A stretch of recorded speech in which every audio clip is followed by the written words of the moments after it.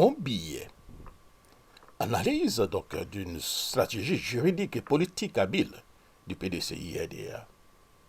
L'affaire initiée par Mme Valérie Yapo contre le PDCI-EDA et son président avait pour objectif, selon donc ses propres termes, de sauver le parti. Really? Pourtant, l'analyse donc, des faits et du déroulement donc, du procès montre en réalité tout autre. Une stratégie politique et juridique intelligemment conduite par la direction du PDCI a permis donc de désamorcer point par point les chefs de demande formulés par Mme Yapo avant même de prononcer du verdict. Écoutons Maître Dadje. Bonjour à tous. Alors, nous sortons du délibéré de la procédure Valérie Yapo contre le PDCI-RDA et Maître Linda Dadje Sangari.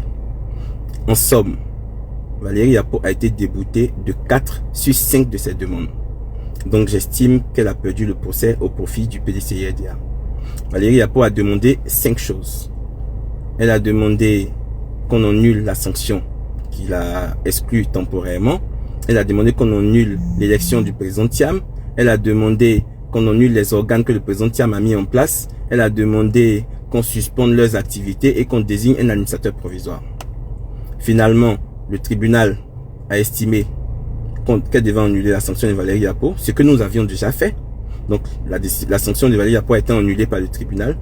Par ailleurs, elle a été déboutée de toutes ses demandes. Elle a aussi demandé des dommages et intérêts. Le tribunal l'a déboutée de ses dommages et intérêts. Donc, pour vous mettre à l'aise et vous informer de la situation réelle, le PDCI-RDA a gagné son procès. Si Valérie Yapo estime qu'elle n'est pas satisfaite de la décision, elle pourra faire appel. Merci à tous.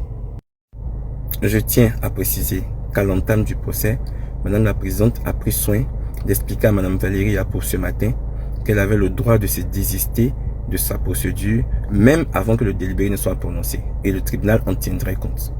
Mais Valérie Yapo n'a pas souhaité se désister de sa procédure, et résultat, elle a perdu 90% du procès. Merci à tous. Alors, pour toutes les personnes qui rêvaient de voir le PDCI sous administration provisoire décidé par la justice, c'est bien dommage parce que la justice a refusé de mettre le PDCI sous administration provisoire. Merci à tous. En somme, une réponse anticipée des stratégies. Le parti sous la houlette donc du président Thiam a pris l'initiative, avant toute décision judiciaire, de lever donc la sanction disciplinaire visant Mme Valérie Yapo, organisé donc un congrès extraordinaire pour remettre les instances en conformité statutaire, selon donc la justice. Actée la décision donc du président de rendre caduque tout débat sur la légitimité de son élection, mettre en place de nouveaux organes issus d'un processus démocratique. En procédant ainsi, le PDCI a en réalité répondu à toutes les critiques sans céder aux injonctions extérieures ni reconnaître la validité des accusations. Il a ainsi donc placé le tribunal face à une évidence. Toutes les demandes de Mme Valérie Yapo avaient été donc devenues sans objet ou avaient été satisfaites par les faits.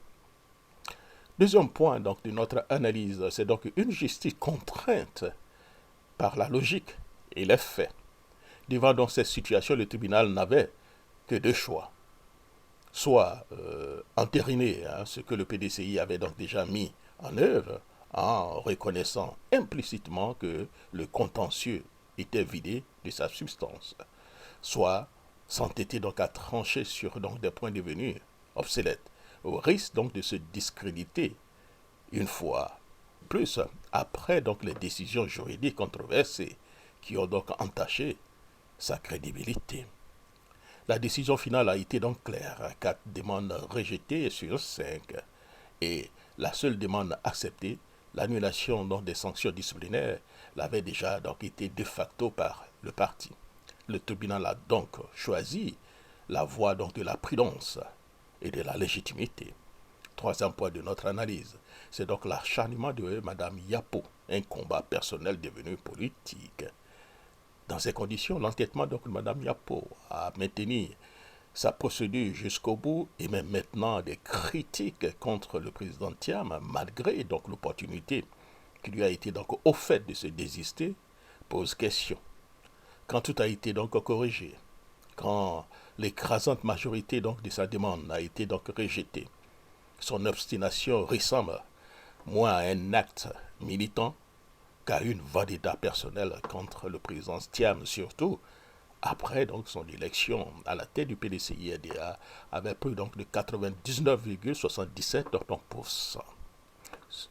Ce comportement frôle donc l'acharnement et finit par saper sa propre légitimité dans une affaire où le droit, la politique et la stratégie ont parlé. Dans un parti démocratique, on peut contester, mais quand l'intérêt général a repris donc ses droits, l'élégance aurait été de se retirer. En conclusion, c'est donc une victoire donc du droit et de la stratégie. Le PDC a montré qu'il savait donc gouverner par l'intelligence, pas par l'affrontement.